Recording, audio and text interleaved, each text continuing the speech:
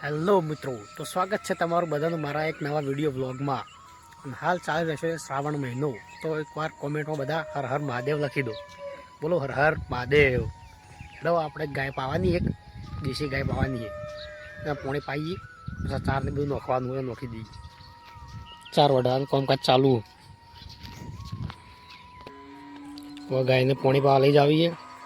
બીજો ઢોર તો પોણી પીતા નહીં અત્યારમાં, ખાલી દેશી ગાયને પાવીએ.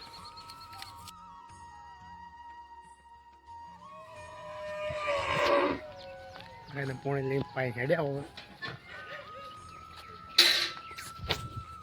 આપણે મસ્ત હોસ્પોટ ચાલુ કરીને ફોન જોયો ઘણી વાર. હવે પાછો જવું ઘેર. હા, અમારા હાથેથી આવ્યો તો આ ટી શર્ટ ચીરી ફાટી જઈએ.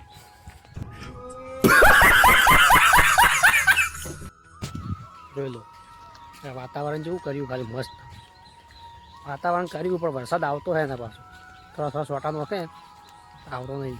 આ સોચવું કર્યું પણ કોઈ આવતો નહીં વરસાદ. ઓમાં કિરણ ઢોરોનું કામ કરે તો ભો છો કિરણ મજામ. મિત્રો હવે આજે આપણે કંકોડાનું શાક બનાવવાનું. કંકોડાનું તો તમે બતાવું. કંકોડો એવા ચોમાસામાં જ થાય પાછો. એ શાક એનું શાક ખાવા એના અંદર એકદમ ભરપૂર માત્રામાં પ્રોટીન હોય, એ ખાવું જરૂરી છે ચોમાસામાં. આ આપણે કંકોડું શાક બનાવવાનું આજ તો. નોશી બધું તૈયાર કરી દીધું હોય, હવે વંગારવાનું હોય ખાલી.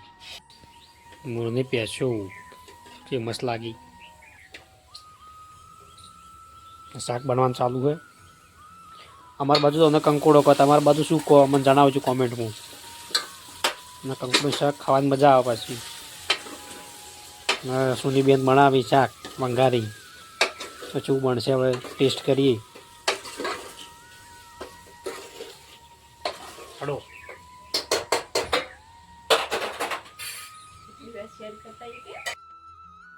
કંકોડું શાક બની ગયું, હું તમે બતાવું. જુઓ કમ્પ્લીટ તૈયાર થઈ ગયું, બની મસ્ત બની ગયું. હા હા, શું શાક બન્યું, ખાલી વરાળ નીકળે.